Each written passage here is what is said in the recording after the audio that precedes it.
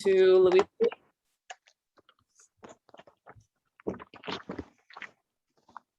Hello and welcome to the fourth call. My name is Luis Felipe Rosado Murilo. I will be the host facilitating the conversation today. And I work for the School of Data Science at the University of Virginia, where I teach for the Center for Data Ethics and Justice. And I'm also helping to create a laboratory for research and development of free and open source technologies. And I have two other colleagues here on the call, Daniel Mitchin and Lane Raspberry, who are also helping to build this laboratory at the School of Data Science. So first I would like to just tell you a bit about the context of these conversations, these calls that we have been organizing.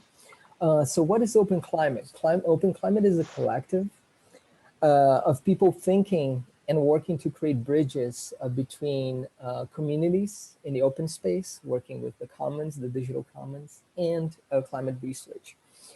If you go to the notes, you will have a link for an article that this collective wrote to explain what the OpenClimate calls are.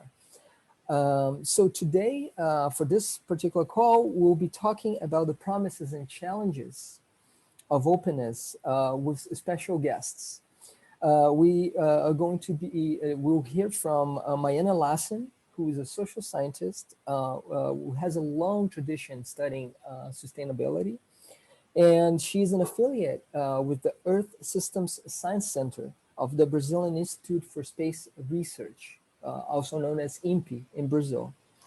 We also are going to hear from Silvio Carlos, who's a senior software developer at the Social Environmental Institute in Brazil, which is a very important institution in Brazil, like INPE, for climate research, but also, and more importantly, for supporting indigenous communities in the struggle against deforestation and illegal mining. And Silvio Carlos is going to talk about this. So I would like to get us started by posing a question to Mariana and Silvio.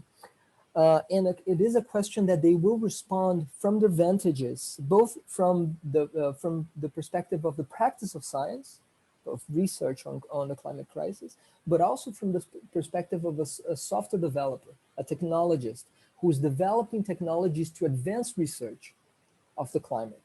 So our question for today is, what are the challenges of openness, here broadly construed and analyzed from different angles? What are the challenges of openness in environmental research of the climate crisis?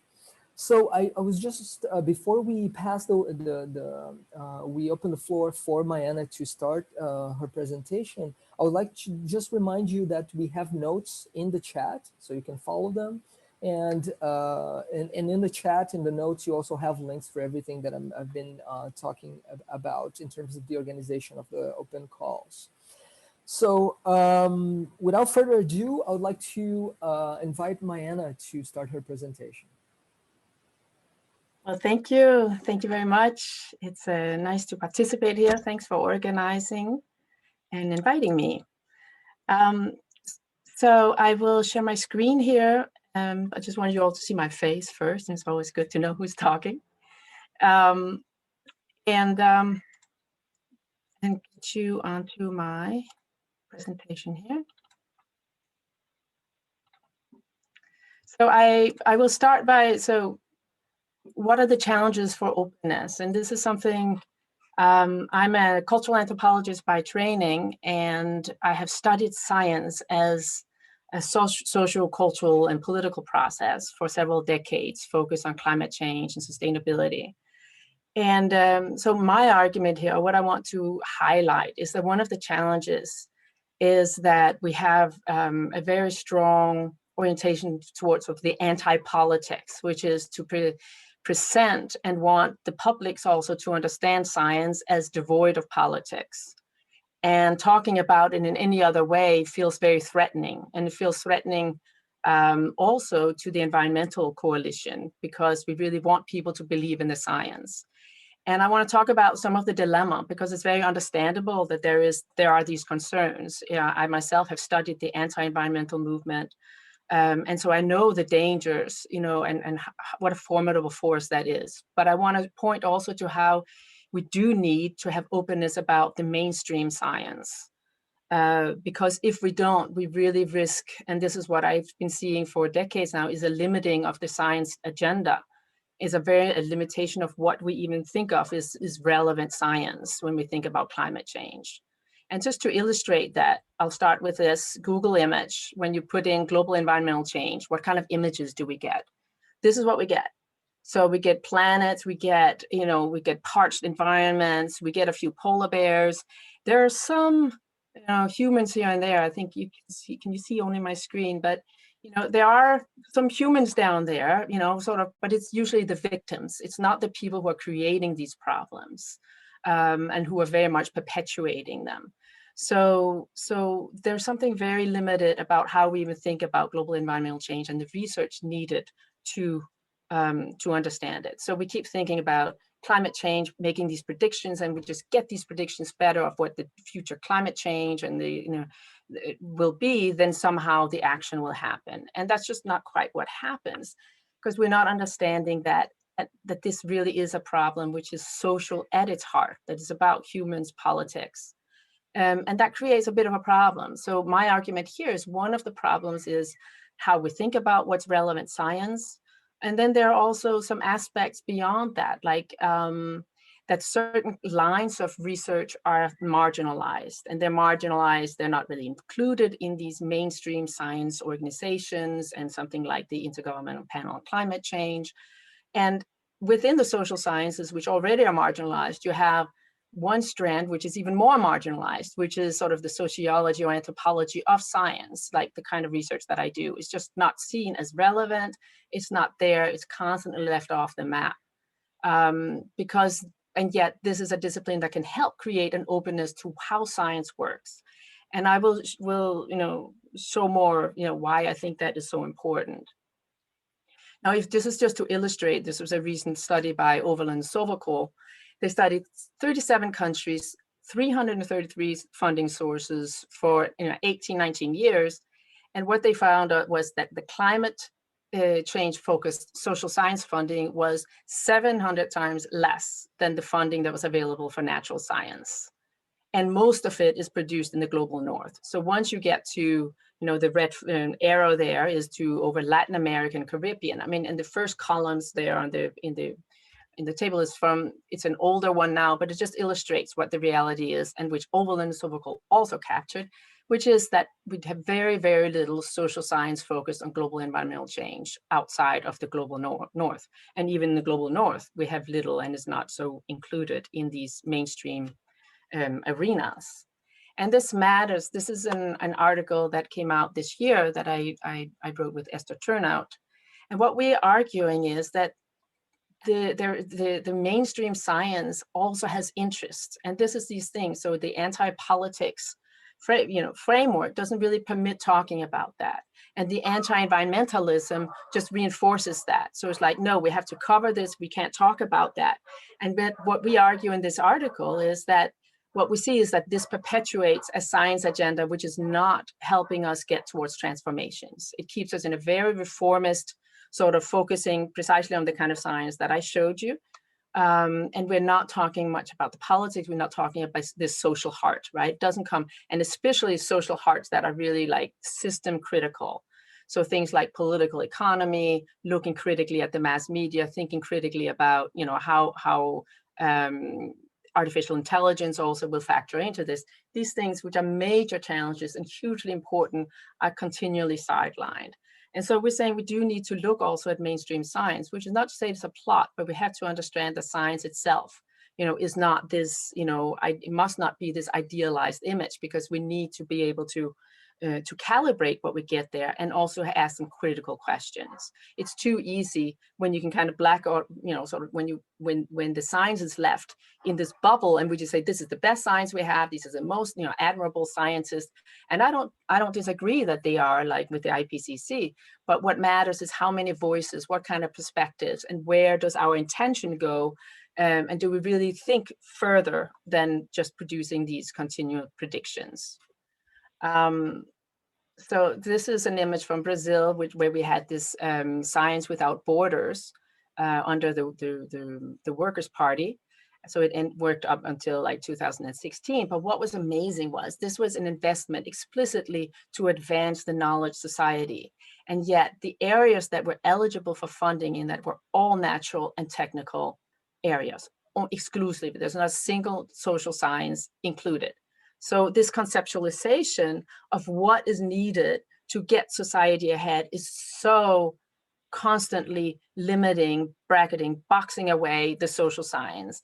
And this is not, this is, so there are all sorts of reasons, we can unpack that. I can't go into all of them, but it is also because decision makers are uncomfortable with social science because it brings politics out much more readily.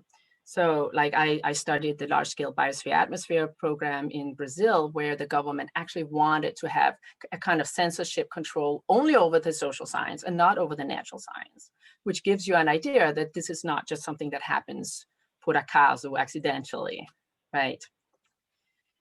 Like I said, I have been studying climate science for decades now. And so I've produced these articles you can see here, always trying to say we need to look critically also at the climate modelers. And I say it's really dangerous, actually, if we don't also do that, because the idealized image of science that's produced actually creates a danger that when public see that it's not quite that, when something like ClimateGate, which is these controversies around that shows that science is also political and social in what scientists want to show to the public, then there can be a tendency to just throw out the whole baby with the bathwater, because, wow, it must be a plot. We can't trust the scientists. I'm saying we need to have a public that understands what science is, including that it is a social political process, but that does not mean that it's not also the most rigorous, process of knowledge production that we've been able to produce. So it's really important to have that kind of nuanced understanding. And I'm by no means saying that science is all a plot and that it's all wrong. I'm just saying publics need to have a way to calibrate what is presented as the truth. But this is really up against this context where you've had, especially in the US, this polarization, the climate wars have really become, have absorbed this issue of climate change. And so you have something like the Republican war on science, right? So then any liberal will say, oh, we have to circle our wagons around the science and protect it. And my argument is that leads to, these blind spots, and they're really important. So on the right here, I have, an example of the kind of science where even science and technology studies scholars will not look critically at the mainstream is Naomi Oreskes and Caraway's talk, which has been, sort of the reference points for in many ways, but they just say, we look at the contrarians, we won't look at the mainstream. And that's perpetuated in this report that's down below by the National Science Foundation in the US, where sociologists said, this is how sociology contribute to climate change. And there was not a single reference really sort of saying, we need to also have critical research on the scientific mainstream to understand how they produce, how they think, and what is their relationship to power, and decision-making. So you have someone like a science technology scholar like Sheila Jasanoff saying, now it's liberals who have lost sight of the social context of truth claims, meaning having a more critical perspective, right? And this is because of these culture wars. So we kind of tend to just follow this and go into these camps, and then everything is true that the climate scientists say, and and vice versa, right? And there has been, I won't talk about it now. I just want to flag that we've seen something very, very similar happening around the coronavirus, where it became a taboo and was really suppressed. Anyone was an extremist if they would talk about the lab leak origin theory of the coronavirus, which now is coming more out into the media. And so there's been this misrecognition of the multiple possible origins of the coronavirus, which is hugely important for policy and for science policy for preventing the pandemic in the future. So it has major consequences. And this was also because there was this idealization of science, especially of Fauci in the United States, and the polarization, especially around Trump. So this perpetuates itself and runs over in other areas as well. So one thing that I want to say here is and really bring through is that in that culture war context, there is this assumption underpinning the liberal side that the optimal trust is full trust. But actually, if you look at the scholarship, it's that optimal trust is a mixture of trust and distrust.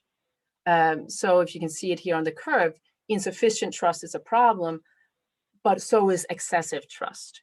And in the area of like science and science policy, it's that when you have excessive trust, then there is a capture, tends to develop between scientists and decision makers, so that they converge around what is proper and what should be funded.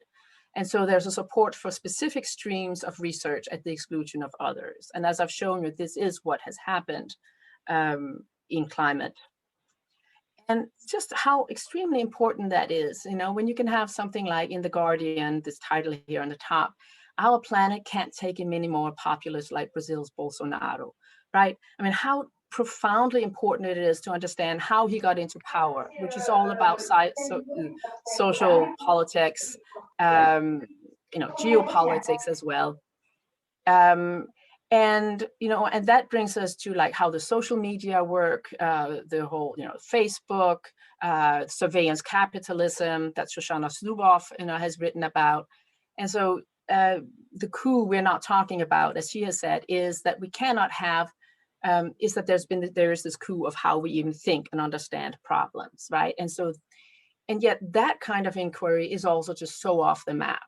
And so on the right side here, I have some sayings. This was for, I attended online a workshop on sustainability science that was held by the US National Academy of Sciences at the end of last year. And so at the end, there was this summing up after you'd had 2 days of these wonderful panels of a lot of social science, very integrated science, sustainability science. And then there were some commentators, the designated commentators were saying, oh, we forgot to talk about media. Oh, we forgot to talk about social media, forgot to talk about the political economy. Right? And oh, we have to remember that social cultural systems are not something static. And so there's this danger that in the research that we think of, what we think of as relevant, what is funded, and even how we understand, is that somehow social change happens. It's kind of this black box that just happens that we somehow can't interfere in. But of course, we already are being interfered in through Facebooks, through these manipulations that have affected elections around the world. So, my point here being that science is part of making this black boxing, and that there is a certain defense around a certain lines of science. And we have to understand that we have a massive science machinery, which is geared towards very natural science, right? I mean, so what do we do in that case when we have, because people want to keep doing their science. So we have to look at science budgets, have to see how can you possibly shift things without it being too threatening, or so we have to understand science at that level as well as being an interest group. So I just want to say that, I mean, this is my last slide with another article that was circulated here. And so it's that this kind of focus on artificial intelligence really needs to be brought into the mainstream of how we even think about what is relevant to climate change, because this is how we change how people think, right? Who is that we? That's one of the major research questions also, or practical questions. But, we actually have the tools to really change how people understand the problems of the world, but we're not really using it because we have this idea that it's all somehow neutral if we just leave the media machinery as they are right now, the political machinery as they are right now, then somehow it's neutral. But if we proactively thought about reshaping how people think, the values that are dominant, by using these technologies, and of course, everything, the devil is in the detail of who's to make these decisions and how. But I think that is where a lot of our decisions should be. But we are being kept from that because there is this circling of the wagons around science that is science that's perpetuated, and sanctioned under the IPCC, et cetera, and that we think of as being climate research. So those are my comments. Thank you. Thank you, Mana. This is a very powerful intervention and an excellent background for the debate that will follow. So I would like to pass to Sylvia now, and he's going to give a brief presentation, and then we'll start with questions for you, Mayana, and for Sylvia. So Sylvia, please, the floor is yours. Well, hello everyone, and thanks Luis Felipe, Shannon for the invitation, and Mayana for the interesting presentation. I learned a lot reading your two of your articles yesterday, preparing for this talk. Also, thanks for OpenClimate for this series of talks and for Apropedia for hosting them. I'm gonna present some stuff for you. Can you see my screen? Yes, we can see it well. Okay, first a disclaimer. I'm here speaking as a researcher and not on behalf of my job, since I'm not entirely sure that my current positions are shared by the institution where I work.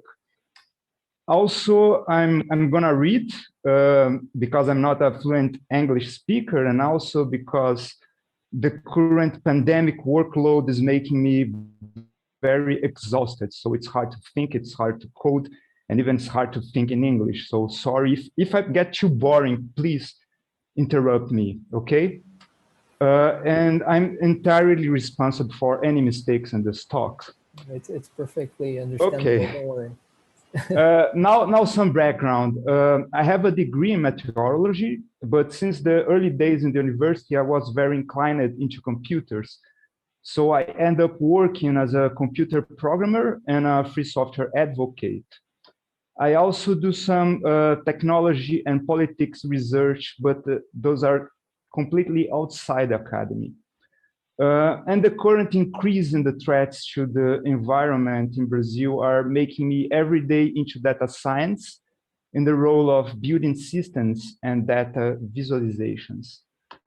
I'm working in the Social Environmental Institute in Brazil, as Luis Felipe said, which is also known as ISA, which is one of the biggest NGOs in the country. ISA was funded in 1994, joining two words and building a paradigm, which is very strong in Brazil nowadays, but elsewhere it's not that used, which is the joining of the word social with environmental, which is not just about conservancy and environmental issues, but also the way society composes or also decomposes and is composed by the environment.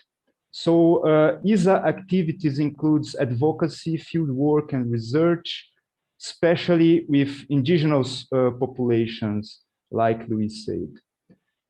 ISA is specialized in protected areas, showing, for example, how usually indigenous lands suffer less from the threat of deforestation and illegal mining, since those people are relatively successful in protecting their lands. Well, at least until now. I'm gonna show you some projects. At ISA, we keep some of them intended both to reduce prejudice against traditional populations and to serve public available data on protected areas such as conservation units and indigenous lands. And just to cite some, we have a multilingual encyclopedia of indigenous people, which we have, we can show you there are more than 100 indigenous peoples in Brazil. Well, we can even browse by linguistic family. We have also websites about indigenous lands with the current situation. We can even browse those and have detailed information of each indigenous land. We have the same for conservation units, and we even have free software projects like this web mapping tool, where we can show you right now those polygons. You can see the protected areas, and those the shades are deforestation, we can clearly show how protected areas really protect the land against deforestation. So currently, we are very attentive to the alarming increases in deforestation, illegal mining, and fires threatening not just the protected areas, but the whole biomes like the Amazon and the Cerrado. So we're focusing on issues linking to climate change, like an eventual Amazon tipping point, which might happen around 25% of biome losses. We're also aware of increasing violence and threats that traditional populations are facing, as well as their health conditions that might worsen in the coming years. Well, so that's too much for the overview about what I do and the current context. So let's go to the point. What are the challenges of translating the open movement work into environmental research of the climate crisis? So, well, I believe that the challenges are not just about translating a framework, such as those from the free software movement, into social environmental research, but also those that also are faced by the free software movement. So I'll give you a short list in the hope that some of those problems catch your attention. And the first thing is something I'll call as a time frame dissonance, which I will summarize citing the Slow Science Manifesto that Isabelle Stengers wrote, and which I'd like to subscribe, but I didn't have time to read. I have too many emergencies to solve. So on the one hand, we have a strong need to have time to do a research in order to come up with not only contemplative inquiries into theoretical solutions, but those that are also practical. But on the other hand, we have the urge of an active science to solve things as fast as we can, because there might not be a tomorrow. And that leaves us with a patchwork of solutions that constantly need to be rebuilt. So in part, this urgency comes from the threats to the environment coming from this immense mega machine that is the current global civilization, if we can call it that way. But also the current regimes of research, financing, and budgeting are also a drive towards fast thinking, short-sighted, and short-term projects, which might even result in a streaming of non-actionable studies and compendiums.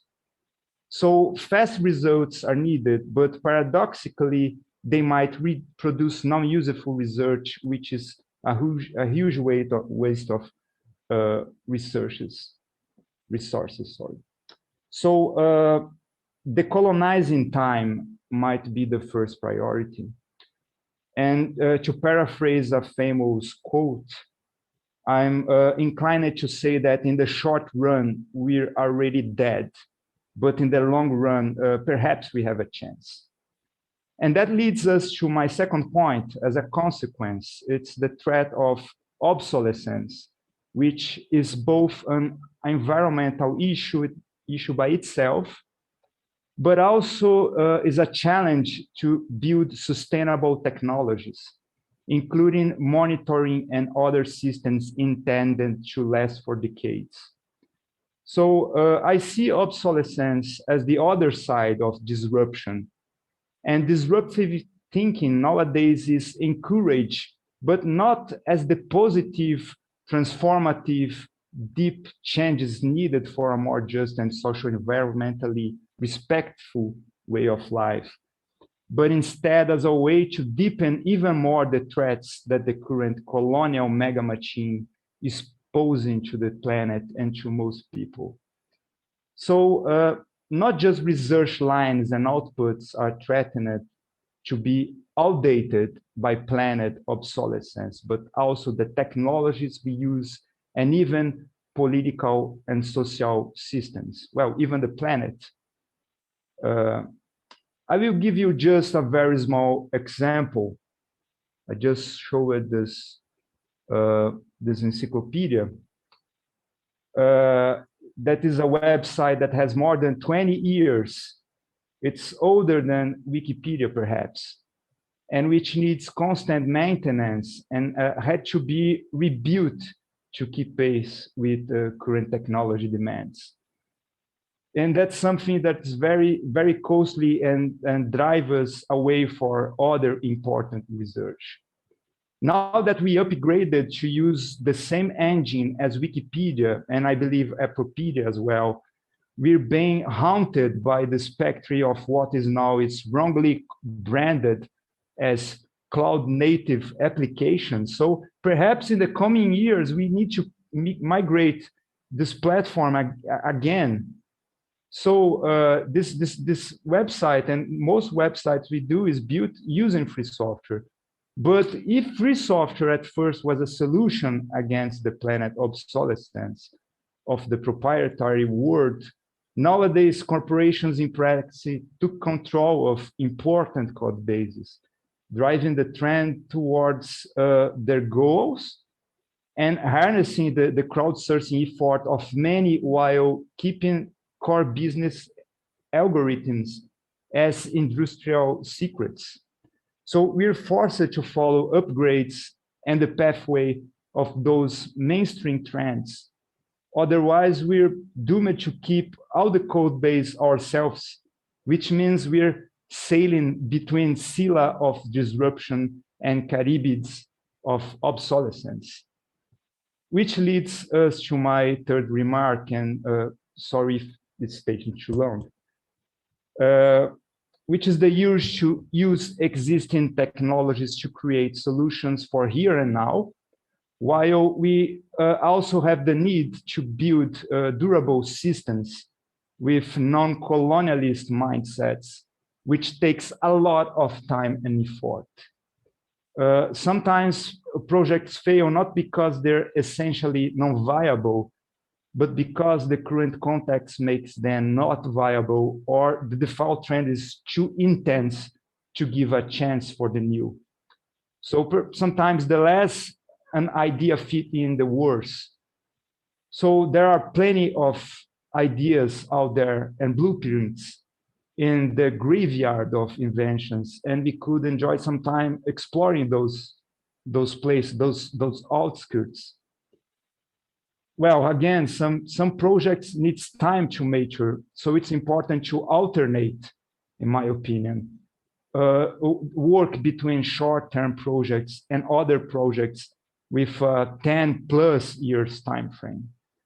But how it's possible to have projects so long if financing forces us to focus? And if you're really lucky, we can focus in 5-year results, but usually way less, like 2 years, 1 year, or even half a year sometimes. So here we came to the fourth challenge, which is a challenge of, I see as a challenge of union. Usually only huge institutions can manage long-term projects by assembling multiple smaller projects that fits together in a whole.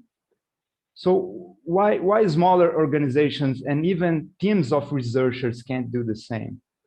So at least in Brazil, there are many NGOs and institutions disputing financing and doing duplicate work, hardly sharing information, and without a common agenda, which is a challenge I'm somehow involved in trying to solve by setting up kind of a shared plan. But in part, those organizations are uniting because of the current context. In previous contexts, they were all doing their work and just disputing the financing. But even if small institutions are learning how to build an effective network, this articulation is still oriented in the short term, which makes it difficult to invest in shared systems, tools, and data. So nobody seems to have time, energy, or other resources to build systems that takes time to build, But once those systems are set, they save labor and leads us to another level of organizations. And here I see software, I see code as encoded labor, which is not just something, software is not something you run. There's also labor built on it and encoded on it. So as an example, many organizations here have trouble to guess what the government is actually doing, since there are so much data spread that it's even difficult to know which government actions are part of an information war against society, and which in fact are about de facto changes in policy. And that's my fifth point, how to deal with issues of public data access like what's currently going on in Brazil. So some data here are vanishing by many methods, like mass migrations in the many government websites, classification under secrecy provisions, lack of funding, so public institutions cannot compile new data, sometimes plain censorship, and so on. So we have not only a challenge of processing and understanding data, but also to safeguarding it by keeping copies. And as a last point, specifically talking about creating tools for research and data visualization, I believe that those things nowadays aren't harder as creating meaningful narratives on top of those tools. So I see, to summarize, I see the biggest challenge right now is to create narratives. And not just a narrative for that data set visualization. I'm talking here about big and small narratives. And not only one narrative, but many narratives. And not just operational narratives on some data set, but I believe we need to have existential narratives, and something that is not just objective science. It's science linking with social environmental causes. I just would like to check if I still have some time, because now I would like to talk about some lessons learned from the free software movement. Otherwise, we can just end now and start for questions. Silvio, I would like for us to get into the questions, but can we do a round of questions for Mariana and for you, and then we talk a bit more, and you can expand on the lessons as you respond to the questions, because yes, we have about 18 minutes, and so I want to make sure we ask questions. Everybody gets the chance to ask questions to you and Mariana. So thank you so much for providing us this presentation, because you're actually getting at the bottom for questions that are foundational to the issues that we have been talking about in terms of the digital commons and its relation to climate research. So you're not focusing on the questions of free software, for example, and the issues of free software, but you're talking about more fundamental questions of the pressures of maintenance, of the questions of planned obsolescence that sometimes free software is also part of, questions of funding and dispute, and the challenges of open data. So thank you very much for that. So I would like to open the floor now for questions. So if anyone has questions, please just open the mic, ask away, and you can also post questions on the chat, and we're going to read it out loud. I think we have Emilio up. Yes. Yeah, I have a question for each of the speakers. Well, first of all, thanks so much. Both of your presentations were really, really nice. For Mariana, I'm curious about your views on the role of communication in science, because from what I can gather as something that is needed in the social realm, and the hard sciences, I think one important thing is how scientists communicate and they share ideas. So that's one. And then for Silvio, about maybe that can connect to the to your to what you wanted to speak about in the role of open source and free software, about the perceived obsolescence. I'm curious about what are your thoughts on how to avoid things being deemed as obsolete when they are not. So, thanks. Okay, I guess I will start. Thanks for your questions. I heard two things, so communication science is not, in my mind, the same as how scientists communicate, but both are very relevant. And so I'll kind of have two different answers, I guess. So how scientists communicate, I think, is how scientists in the climate world tend to think about communication is, we just need to get the science more clearly communicated. There is this problem that the public doesn't understand, and then if we communicate it better, then they will understand. So, now more recently, there is more self-reflection and thinking, well, maybe we need to have the publics involved in thinking about, helping us think about what is really important to them. But there is still this tendency to think of communication as something that comes afterwards. We'll produce our science, we have the answers. It's assumed that this is what the public needs. And rather than understanding the publics have their own logics and agendas and concerns, and also wisdoms that ideally should be pulled back and revised what scientists even should be researching.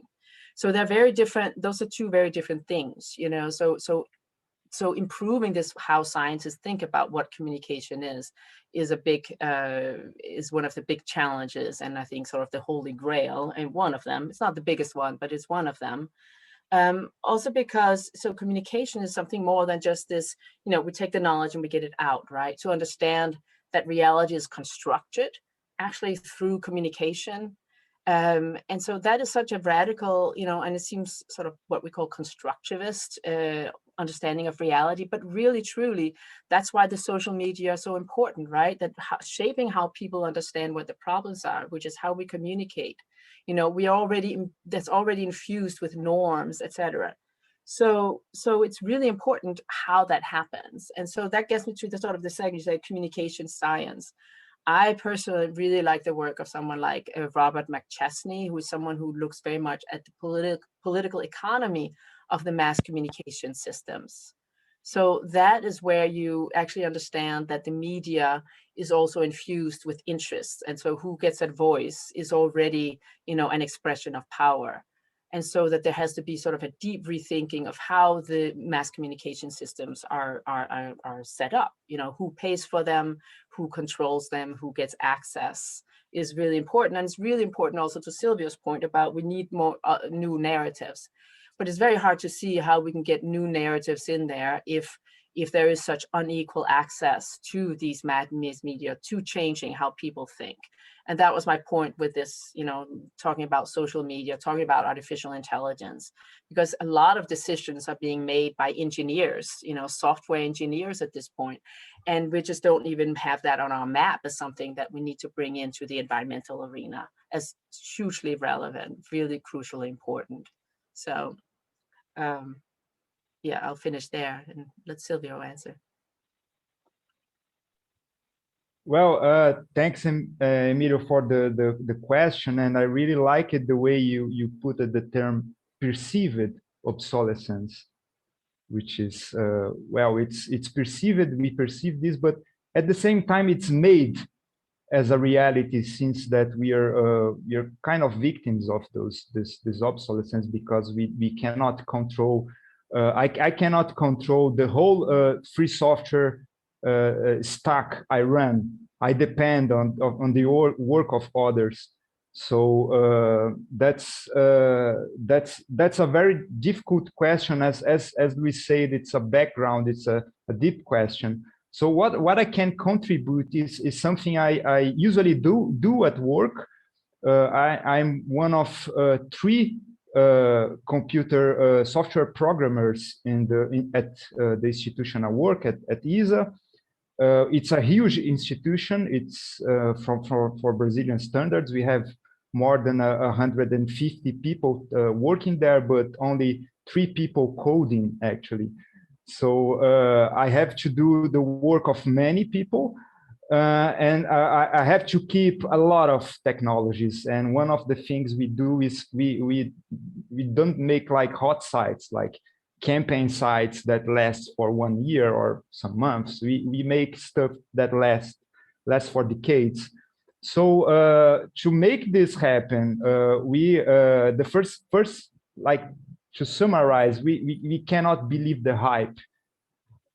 So new technologies arise every day. So we are very, I think it's that slide from Mayan, I think between trust and mistrust. I think that's what we apply to avoid obsolescence. We look at technology as we need to be critical about what we're going to adopt. And that's something we usually learn from indigenous populations, because they don't adopt everything. They are very critical about what they adopt.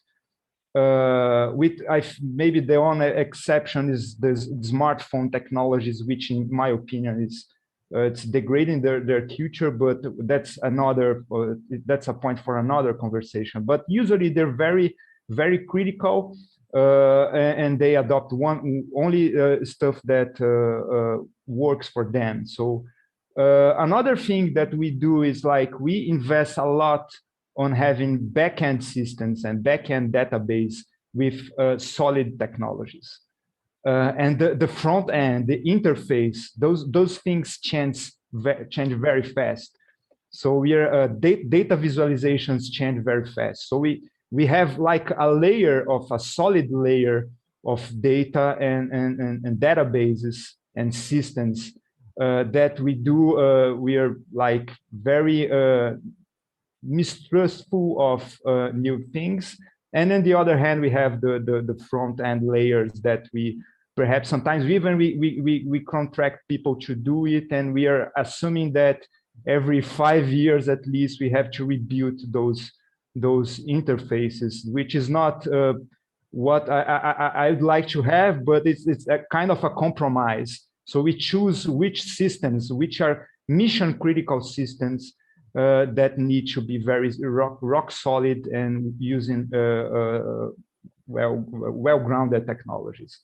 So I have some strategies to handle the obsolescence, but I don't know exactly how we can solve this thing, because it's a market force, it's a market trend. So perhaps the free software and open hardware movements can come up with a solution. And I don't really know if it's a matter of forking the whole stack, and we keep up the whole stack if that's possible. It's so many lines of code. So currently it's very, very difficult to do. So thank you. We have on the stack Petra and Ashley. So please, would you like to open your mic and ask the question? Yeah, sure. Hi, sorry for my noise. I have this computer that is about to kill.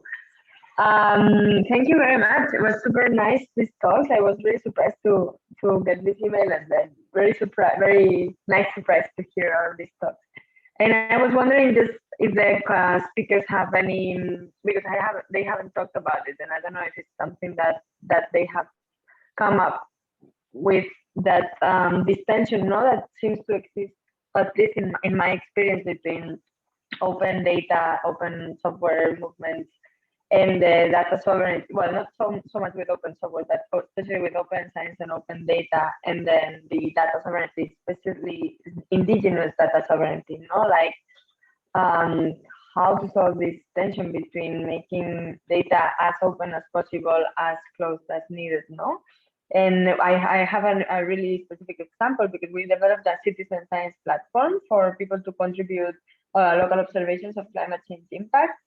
And then when we were trying to engage indigenous communities and in the process, well, a lot of them don't really want to share this information, because it's information, for instance, about, I don't know, ice thickness, like thinning, ice thinning, And then this could be an information that petrol exploitation company can use, to know where they can start exploring for petrol, or things about biodiversity, or you name it. And there's also this thing about eco surveillance, I think it's called, or something like that, where, with all these camera traps and all these open data that is there, that is being that is good that it's open, because then more people can be critical about it. And as Mariana was saying, like there is this point on like opening for controversies, but then at the same time there is this privacy issue. So I don't know, just a reflection if the speakers want to comment on that.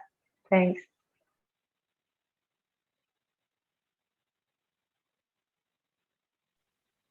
Well, I think Silvio may have more to say about this, because it's a step further removed from what I'm, but I think there are issues of, certainly always a concern. I think what is dangerous is when it's left too much of a closed door, who makes those decisions?